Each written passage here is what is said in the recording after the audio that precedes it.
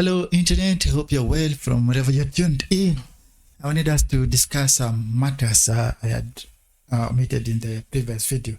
And so, regarding vehicles, the High Court has halted a directive by NTSA to dealers to register the vehicles in their possessions. So this they had demanded that this motor dealers to register all the unregistered vehicles, and then of course this had angered a lot of these dealers. So there was a demand. So the authority noted that so the authority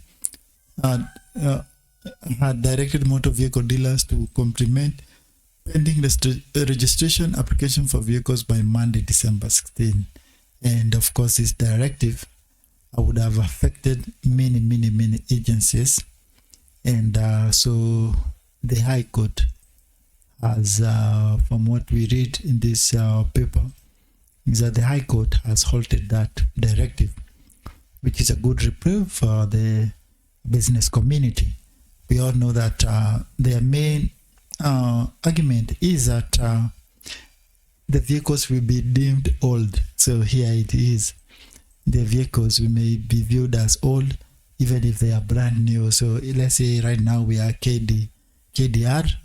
And so if you import your vehicle and then you have registered on the spot, let's say this is KDR, you import a brand new Toyota Hilux from Japan or whatever.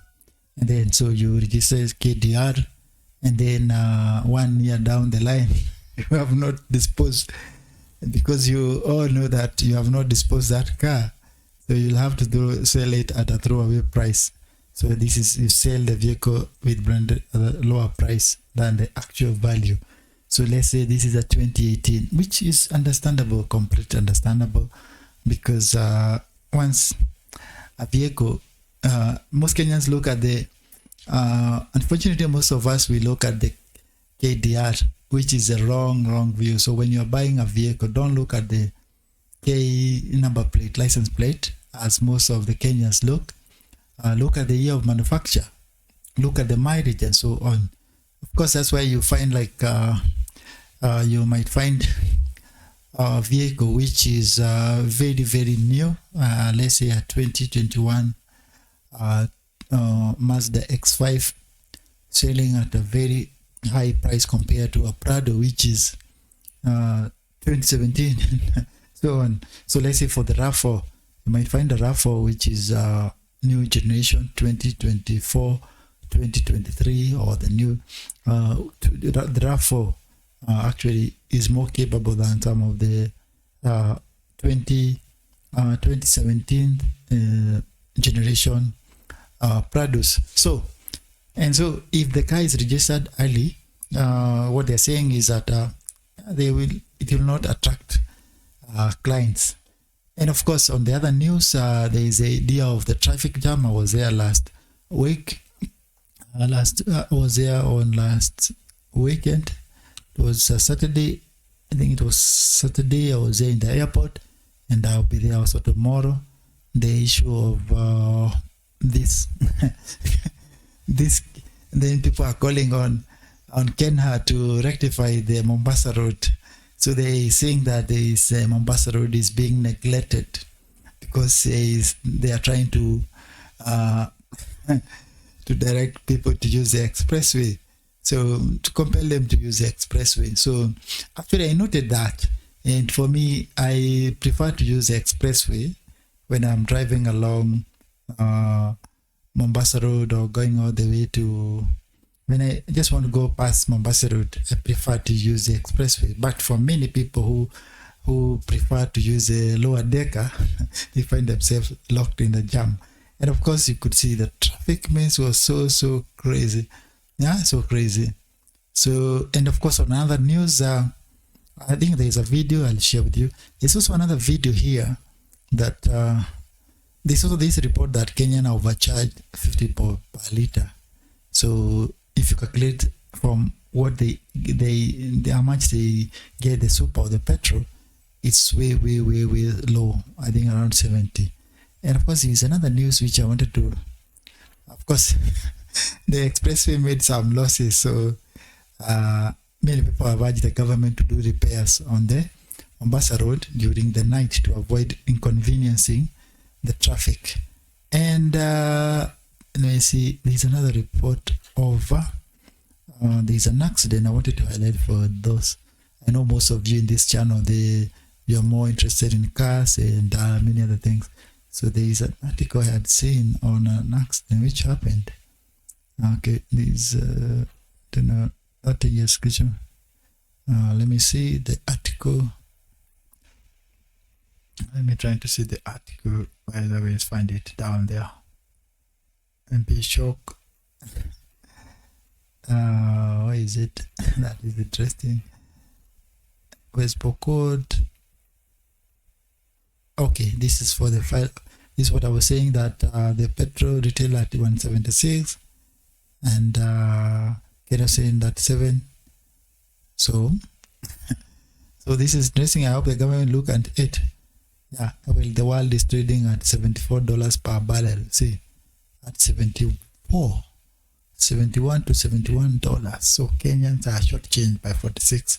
So remove fuel control from political appointed prior. So that is the solution they are suggesting. And of course, there is a truck which killed some pedestrian in Likoni. Looking for that article. So be aware of potholes. It's there. And this police vehicle which is waiting in bad condition. Let's see. This is the article we had mentioned before, that Kenya has been forced to pay VAT on fuel and half the cost as fuel tax to repay fake loans that were irrelevant to the public. So there is this freedom of information request. There is this petition we had covered in the last video, and of course the new dual carriage coming up very well in this good news. This is in picture credit Zambia. This is not in Kenya. This is not in Kenya. So let's see. Show how you spend Eurobond for Coastal State. Show us how you spend. So this is for Ruto. Actually, now this also throws us back to the handshake between Uhuru and Ruto. Whether there is a handshake or not, we don't know. But Uhuru seems to be quietly playing his cards secretly. So he doesn't want to be seen endorsing Ruto publicly. On the other hand, he does not also want to be seen endorsing Gachagua and the Kalonzo new merger. So there is a panic in the Ruto government, because if Uhuru would endorse this new coalition between Kalonzo and Gachagua and the other people, this could be a big blow to the UDA regime. So police wishing motorists safe. That is interesting. So the expressway was built.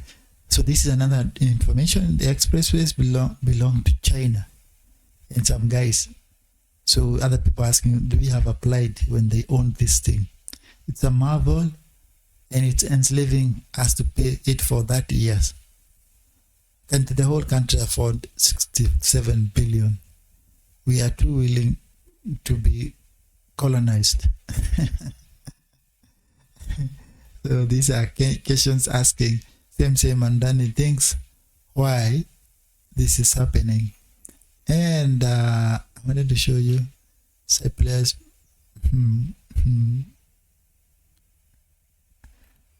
Okay, let me check on the top news. I don't know whether I'll be able to see that article. The top article which was there.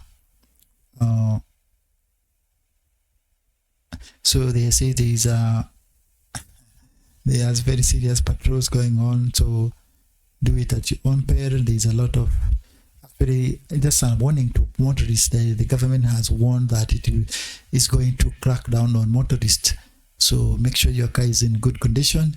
And of course, also, we urge the government to remove some of these useless traffic blockage, and some of these areas there are opportunities for corruption and bribery. So they should do automation. They should move towards automation. I don't know why we like to follow, because the government is missing a lot of revenue by allowing this police to be in every roadblocks. They should automate it, like in Dubai or Qatar, where they have cameras to check on law breakers, but not relying on police enforcement. And we all know that what happens in this police is by when these drivers, maybe they have overloaded the vehicle. So what do? They give kickbacks in the police. So there is that. So they should work towards that. So two cousins. So and then also check the accidents which have been reported. And of course, also I also wanted to highlight on this. MPs dodged 1 billion car tax after sneaking in a new law. Your MPs want you to pay housing levy. They want you to pay VAT, import duty, but they are not willing to do it on their side. So members of parliament have dodged 1 billion tax demand for the 7.5 billion car grant the lawmakers get every 5-year term after a recent law change that has extinguished a court battle with the Kenya Revenue Authority. Of course, the tribunal had ruled that they should pay. They should pay, which is unnecessary. This should be the common thing. They should pay. But what did our MPs do? They passed a bill to dodge that. So let me look at that article actually. That article, how they... Is that article... anyway, you already see that article that the MPs, they don't want to pay taxes on importation or when they import a new car, but they want us Kenyans to pay. So it's very hypocritical. We should be condemned in the strongest terms. And of course, this one already mentioned. So government should try to cultivate, in the socio-economic, they should try to encourage local entrepreneurs. So we support that. 24 road crashes. This is the report also on increased fatalities. Pedestrian fatalities hit 3,917 by November. You can imagine this crash. I don't know whether the person survived. So dangerous. This in Nairobi Eldoret Highway. Number of road casualties has risen this year with 20,620 cases reported by November. So a lot of fatalities. In essence, a lot. Motorcyclists recorded an increase of from 3,000 to 4,000. According to NTSA, 3,000 people have died. That is staggering. Fatalities have increased and casualties. So just get this. I don't know whether I'll share this link. And then on other news, High Court dismisses petition challenges NADCO's this member, 13 members. Justice Mugambi dismissed a case ruling that the court's jurisdiction has been invoked to adjudicate an existing dispute. So go get a grab Daily Nation or grab Daily Nation and you'll find this news there. And on other news says also motorists arrested, vehicles impounded as NTSA intensifies traffic crackdown. Yes, so watch out for this crackdown in Nairobi, Nakuru Highway. Several motorists were that day arrested and vehicles impounded and going intensified crackdown, flouting traffic laws during the... So actually the challenge is police aid in flouting these traffic laws, because when you, the typical Kenyan way is when you have done violated the traffic laws, what do? You just give a kickback and then you let go. So I think it's a good thing for the law to be followed. We advocate, because 4,000 people dying is a shocking number. Shocking. Most of them were PSV, transporting marijuana. They were being unroadworthy. And we noted that most of these buses are unroadworthy. They don't have brakes. They are not well maintained. So failure to wear seatbelts, overspeeding, operating unloadable vehicles, contravening insurance regulation, and using illegal PSVs. Yeah. So that is interesting because many people, I don't understand. For this one, it's very contentious because you have so many private vehicles, but they want to go up country. I don't see the wrong when if you carry 1-2 passengers. There shouldn't be any issue when you carry 1-2-3.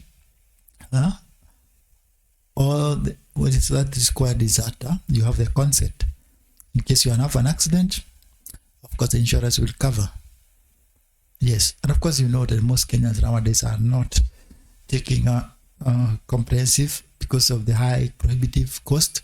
So most Kenyans are preferring to take third parties. We'll have a video to describe various insurance policies in Kenya and how to go about it. Of course, there's a lot of frustrations going in from the insurance sector, whereby most people are preferring to insure their vehicles because in case you have an accident, it might take 3-4 months before your car is rectified. And of course, this is dissuading most Kenyans from insuring their vehicles, taking comprehensive cover. So they prefer that party because that party you just go to the garage, get it rectified, and you're good to go.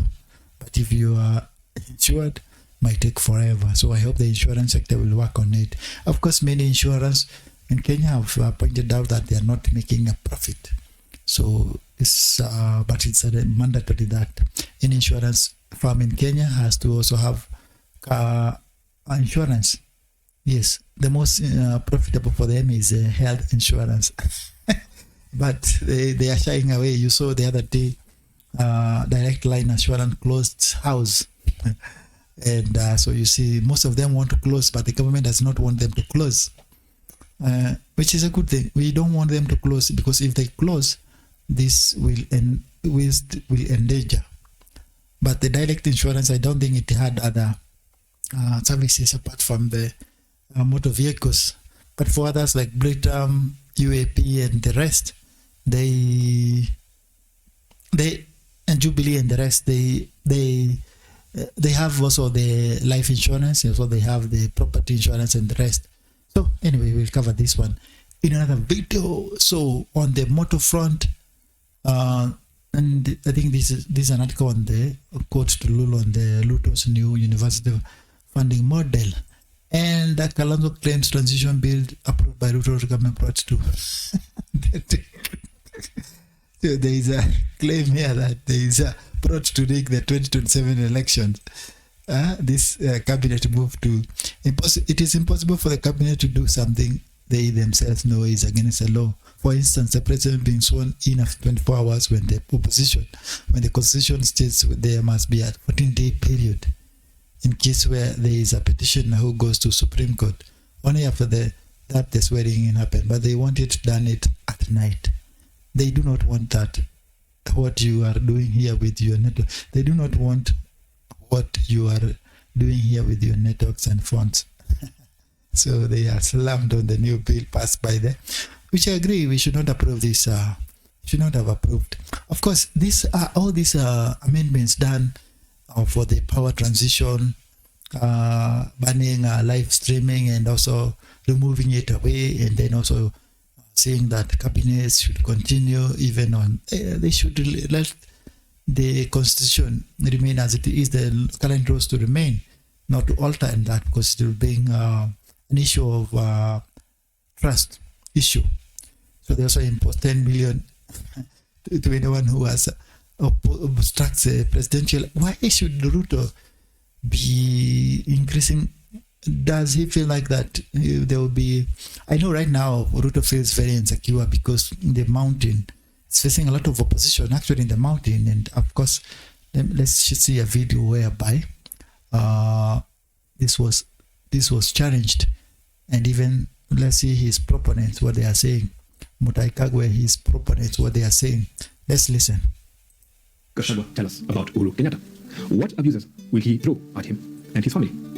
Instead of stealing Mama Gina's goats and burning her Northlands farm, Ruto climbed down. He could have invited Uhuru Kenyatta to State House for the handshake, but he chose to drive to Ichaweri to reconcile. The symbolism of this act will only be revealed with time. But for now, we must take note of two things. 1. The Kikuyus are not happy with Uhuru for slaughtering a goat for Ruto. And if you ask them why they are bitter, they have no answer. Fact. 2. Uhuru slaughtering a goat for Ruto was not about winning the Kikuyu votes. Far from it. And we do not know what it means. However, this handshake has left Kema in confusion. And wherever there is confusion, something is cooking.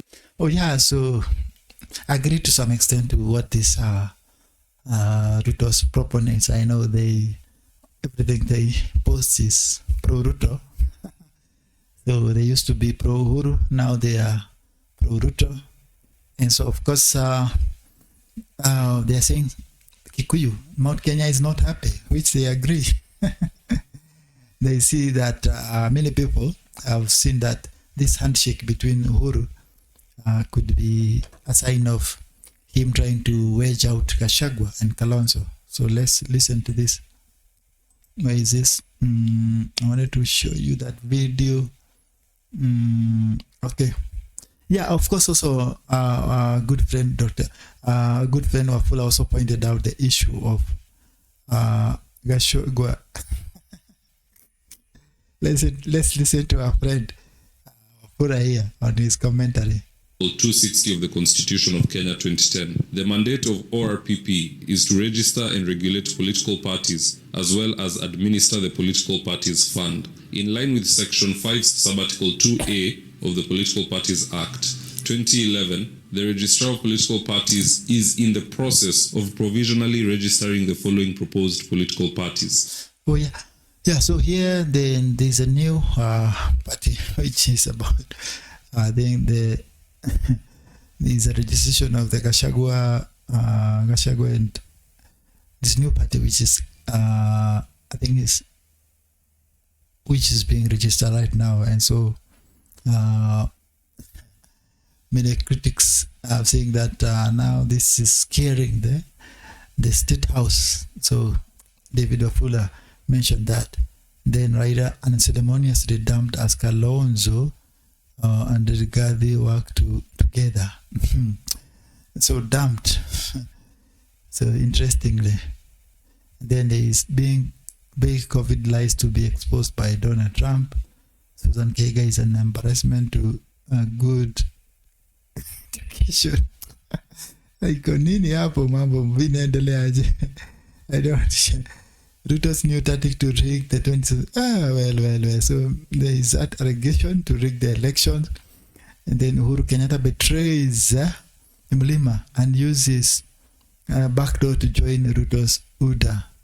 So there is that because of the appointment of Mutahi Kagwe and Kabogo and his friends, allies. So there is that backdoor handshake. Many critics are saying that.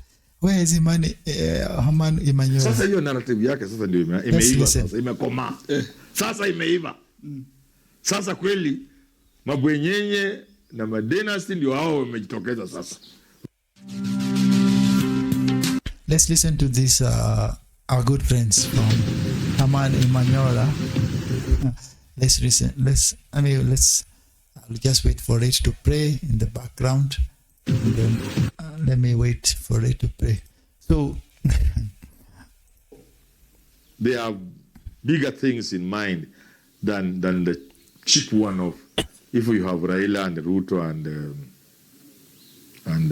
Uhuru together, then you can stop Kenyans from demanding what is theirs. That will not work. I think you did a video talking about Muhoho Kenyatta. Yes. Likely president or deputy president Yes. in this matrix. Yes. How would, in your analysis, it was more about if Muhoho comes in the picture, Yes. things can change Okay. for Ruto. Could that be if... Not working with Ruto. Hiyo basi ya Ruto wa Kikuyu wameshuka. Hiyo wameshuka. You cannot return them back very easily.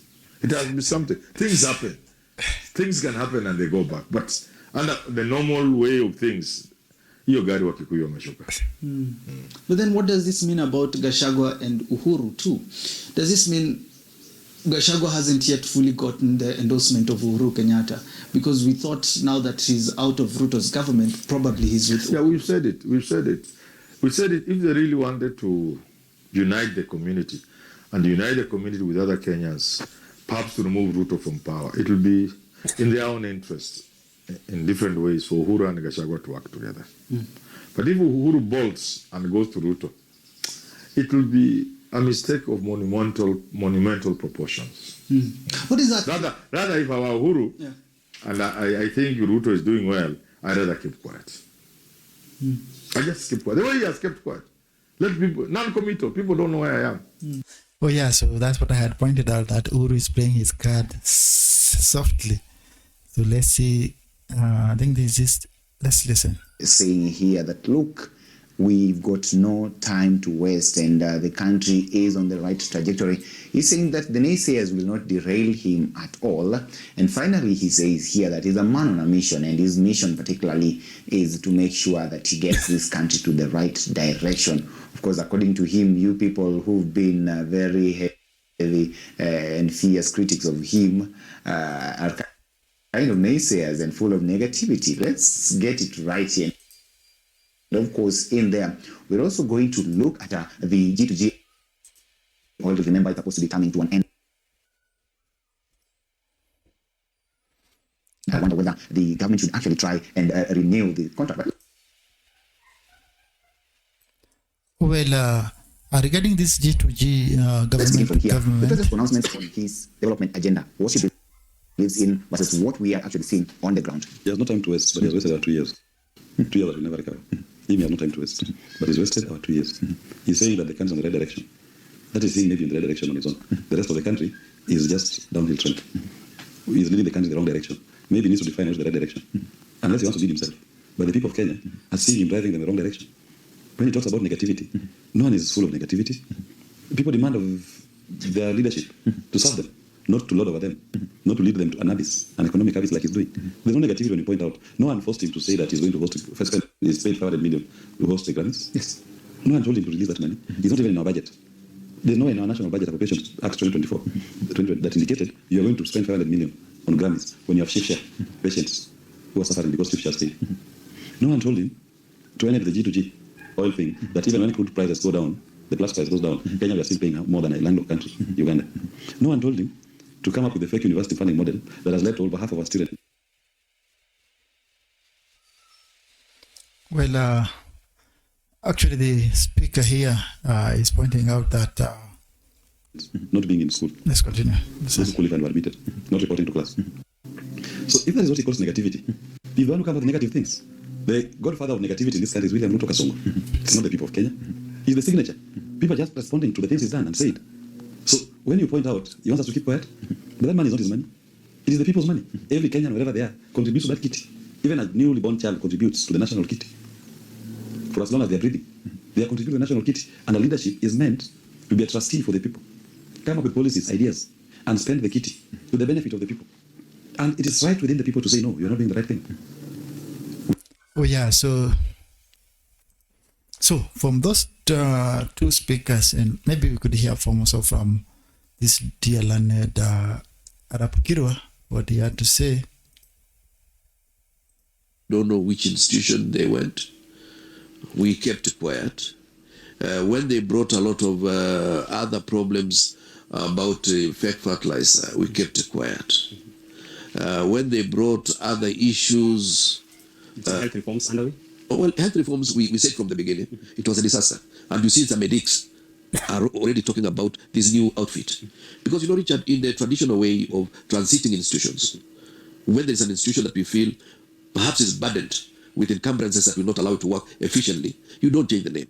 What you do is you change the structure, you change the thinking, you improve the paradigm within the organization, and there is a possibility. Now, they give us a new name. They don't improve on all the habits, and I'm happy. They seem to want to transit the same people in NHIF to the new institution. But I hope as they transit, they should be retrained. For those who can be retrained, they should also be reoriented to new thinking. But perhaps the people that should not be left behind are the junior officers who are not involved in corruption. You know, corruption does not take place in the street. It's the big shots? It's the big boys who get involved. And the big boys have bigger boys above them. And that's why they get corrupt. So when we are trying to change NHIF, the shift, and also put it under SHA, all this you believe is deliberate attempt at making knee-jerk reactions and populist moves? Populist moves, and of course at times, you know, dictators all over the world. And this is something that I want you as a young scholar to read. All dictators, they fashion new things just because they want to look different. So from Arab Kiro, he's mentioned that the new government has nothing to offer. It's just a new repackaging of what we have always been having. And of course, Lee McKinney is saying that terrifying, shocking move to appoint allies to crash Gachagua rising wave. I haven't watched this one, but I know that's what most analysts are pointing out, that this appointment of this new Uhuru supposedly allies is a way of the president trying to regain lost power or lost control in the mountain. So we are yet to see. We'll hope and let's wait to see.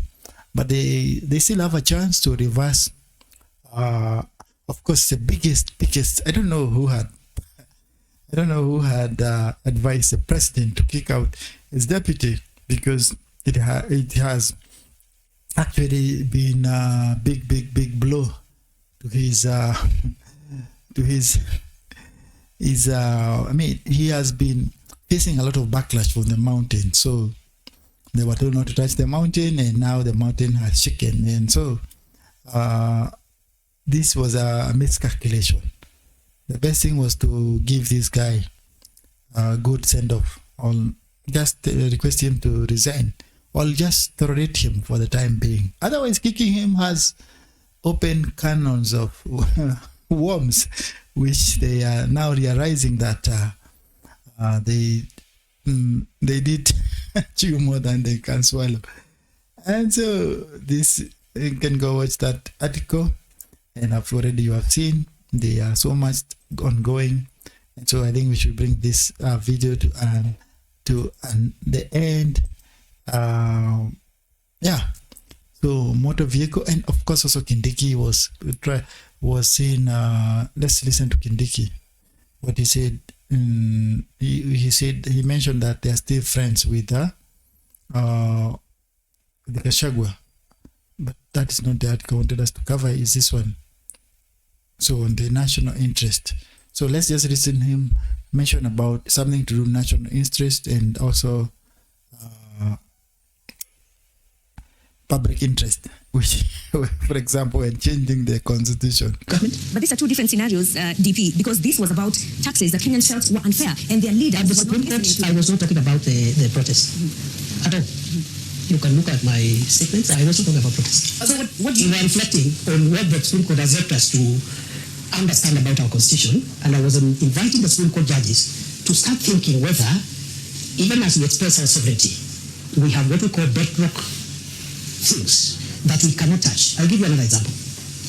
If the people of Kenya meet and in a referendum, they overwhelmingly vote, so it is popular, it is in public interest, and they vote to change Article 4.2 of the Constitution that says that Kenya is a democratic multi-party state and create a monarchy or another form of government that is not democracy. It is in the public interest. It is popular. It's in the popular interest. But is it in the national interest? My answer is that it is not. So within the Constitution, there are things you can change and still not change the DNA of our Constitution. There are others, once you touch them, the DNA of Kenya as we know it changes forever. Well, to some extent, I would concur with our learned professor here that there are some issues. Once you touch them, you alter how the country is constituted. One, and of course, we have seen also, but what he failed to mention is that that what we are seeing is that the executive has been doing some projects like introducing taxations, and of course also like the way they kicked out Gachagua, which was unceremonious. So the policies they are doing, actually, some of them, of course, it's both ends. There are some things we can do as a nation also to completely alter this nation. Like, for example, I would not advocate for rioting. In as much as we criticize the government, we should give it an opportunity to finish its 5-year. So that's I believe so. I don't believe in those who mean that we should now remove Ruto from government, because Of course, there are many critics who are arguing that does this government have legitimacy? But my stance is it's better to have a bad government than to have chaos. Yeah, you don't want to divide the country, and in that line, so we must be careful. And in this podcast, we all discuss the benefits and the merits of all these things. In as much as we criticize the government, we give it due where it's supposed to, because here we are impartial. We are not aligned to any party. So we give it due. So he has raised an important point that there are some issues, although he did not mention on some of the issues the government is doing, like increased taxation or punitive taxes, because they can set up very bad precedents to future. And of course, also another precedent he failed to mention. Some of the things the government is doing is like by changing the constitution, which was done in, I think, way back, whereby they allowed in this case, as we focus here on the entrepreneurial part of it, the economy and many other things in this channel, I like us to to analyze everything in the eyes of the economy and in terms of technology. And so one of the things the Uhuru's regime did, they were able to change to change the constitution to allow the way, because all the money is supposed to go in the consolidated fund. And so what they did is that they enabled some of the money, the government can get some money, it will not go through the consolidated fund. And so by that way, by having another bag, so they were able to redirect some of the funds away from the consolidated fund, and that created a loophole for corruption in the privilege of public resources. So that happened way back, I think it's 9 years ago. That's why you see there's an injunction against the CS for Treasury to release information on these loans, where they have been spent and so on. So that precedent has changed the country forever. And of course, you all know what happened to Sri Lanka. The country collapsed because of the odious debts, and a lot of the country was totally destroyed by some policies. Like they stopped farmers from farming, and of course, like in this policy of forcing, I hope they will not go that way of forcing. And of course, I'm glad they have already cleared that the vaccination will not be forced, because if you introduce these things like vaccination and so on, you need to educate the farmers, you need to enlighten them so that they will accept this thing, knowing the effects, the advantages, rather than enforcing them. And so for these foreign show accounts, they took some euro bonds, and some of the money was kept in those foreign offshore accounts, and that way has changed the country. Means that the country can borrow money, and the money will not go to the consolidated fund. We might not know where it happens, and of course that is in conflict with what we had seen before, conflict of interest, and of course openness. So what the government needs to do more is to work on the openness, the integrity, and of course also accountability.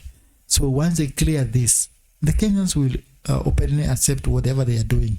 But what we see right now is that they are doing a lot of PR, try to clear, which is a good thing, because as a government you need to be, if I was in a government, that's the same thing. You want to make sure that you're having a clear line of communication to your people. So that's why you see Kindiki is more articulate than, I feel like he's more articulate than Gachagua on what he's doing. And so let's wish him all the best. And of course, how Gachagua was removed was unceremonious. It was not done in the best way. And of course, people have even pointed out that the state capture, the way this executive is dealing with the executive, there is that cahoot. In cahoot, I don't know whether they call juridipesa. So they're saying the judiciary has been pocketed by the executive. So these things, once you do it, will never be the same. And of course, he has pointed out, if the Kenyan people in the public domain, we want to remove the executive, for example, we want to remove the parliament, or we want to do away with the executive judiciary. It's a populist thing, but is it in the interest of the nation, which he argues he doesn't feel it is? And I would concur with him. It is not in the best interest that we pass such kind of move. Of course, also he he forgot to say one other point that not only the people of Kenya can decide to exercise their sort of sovereignty through the referendum and through the elections, and another thing, direct by protest. So he forgot to say that, and this is where the American, where he's been pressed by the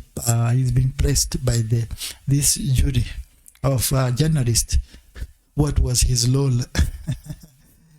Does he regret what he did to when he was a CS for Interior during the Gen Z protests? So he is not clearing that. Of course, this is the problem with our current government. Openness is a big issue. So the people don't trust it because of what he has. That's why. But I am glad they have learned. They are working to change on that. So let's hope let's give them benefit of doubt. I always believe we should always have the benefit of doubt. Even though we feel like most Kenyans, I feel like this government has lost legitimacy, and so should not be given an opportunity to redeem itself. Some of people, there is even a clamor for the people to remove for the parliament to impeach Ruto, or some are calling for nationwide protest to remove the president and his government. But I would urge it's better to have this bad government rather than to have total chaos. Of course, sometimes God is a God of wonder. He can use. We have already seen what happened in South Korea, whereby the parliament was able to impeach the South Korean parliament. Let me search that one. South Korean. Yes, so the South Korean president was impeached, as you can see from here, because of he had introduced the. I think he had introduced. Let's see. Court martial law. So let's see. No, thank you. Okay, yes, accept. Let's accept. South Korean president fails to appear before corruption watchdog. So South Korea impeached President Young Sung Yeol failed to appear before the country's corruption watchdog on Wednesday. It said after he was summoned after questioning over his attempt to impose martial law. He had attempted to impose martial law, and then for that reason he got a vote of non-confidence. So this is a democratic country whereby the parliament is so strong. Unlike here in Kenya, you can imagine court martial. The other day we saw the Ugandan complaining that Museveni is using the court martial law to try citizens, which was very, very wrong. So I think that's the end of this. Our next guest is going to weigh in on the latest with Elon Musk and DOGE. I want to welcome Elon Musk biographer Walter Isaacson. He's an advisory partner with Perla Weinberg, a Tulane University professor, a CNBC contributor, and a legend. All of the above. It's nice to see you, sir. And a friend of the show. And a friend of the show, of course. Young legend. A former young legend. So, Walter, help us understand. I mean, you spent an extraordinary amount of time with Elon working on the book. Yeah. Did you see this coming? I don't think we've really talked to you since all of this has happened. Yeah. Oh, yeah. I mean, definitely the book shows his frustration with government. It shows him becoming much more of a Trump supporter. It has chapters called The Rabbit Hole, where he really gets into this information ecosystem that he helped create. And he's very eager to put on his superhero's cape and do to the federal government or in the federal government what he did when he arrived at Twitter and got rid of 80% of employees and is now still running the show there.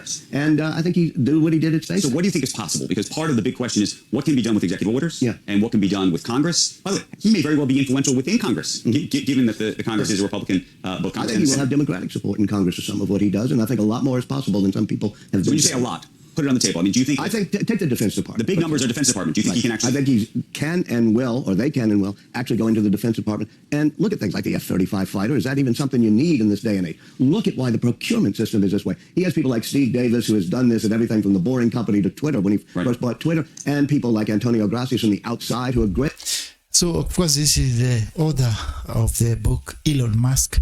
Hope you can grab it at Textbook Center. The book costs around $4,000. And so he says that Elon Musk, who is co-head with Ramaswamy, they they have been appointed by the President-elect Donald Trump to head the DOGE government.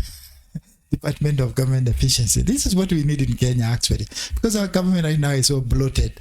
We are spending over, let's see, Kenyan expenditure. Kenyan government.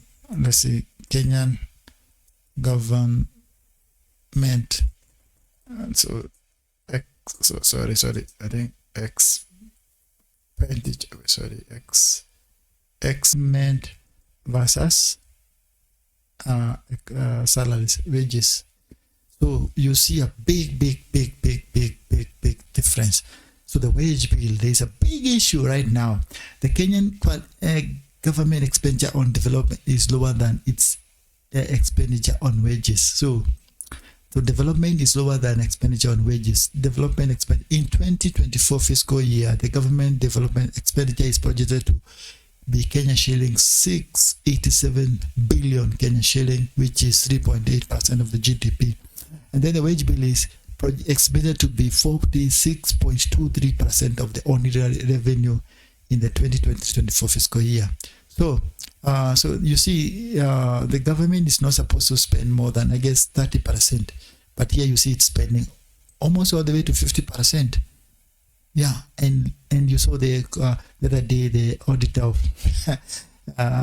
general saying that counties had spent zero on development, and of course the governors themselves reacted and saying that the reason why they have spent zero is that they have not been allocated funds. So in an essence, you see the current government, one of the challenges it's facing is that it's killing devolution, and so that's a big issue.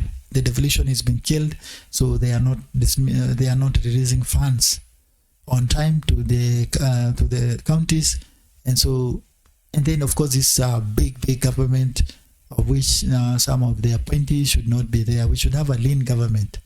So let's try to focus. Let's borrow a leaf from there. Borrow a leaf from Trump's cabinet and try to resolve some of this. One to the wage bill chokes development spending. You see 1.1 trillion wage bill chokes development spending. So this is very shocking, and budget picking is a time bomb. So this is you go get this Club Excel. This you can see these figures where the expenditure and all that. It's a shocking statistics. Government spendings on wages is likely to have grown 6% from previous years. So this is one of the areas they should work on. And as Kirwa had said on the Muhammad Emmanuel YouTube channel and the other speaker, no one is trying to. The reason why they are criticizing the government is because they want the government to succeed. So cut on this public wage bill. It's so huge, and we want this thing fixed. So that's bring. So this, I think this was last year, but the same things happening this year as well, as you have seen from here. The budget deficit is crazy. So let Ruto work on this. The money which they are splashing on churches and so many other places should be diverted towards development, and then the issue of Mount Kenya rejection and all that will be a bygone. So that's it for this news analysis. I hope this is just my comment. Please share your comment, your feedback on the comment section there. Also, please also see more videos like this up there in a link. I'll put it there. And as always, please like, share, subscribe. And until next time, see you and take care, guys. Ciao.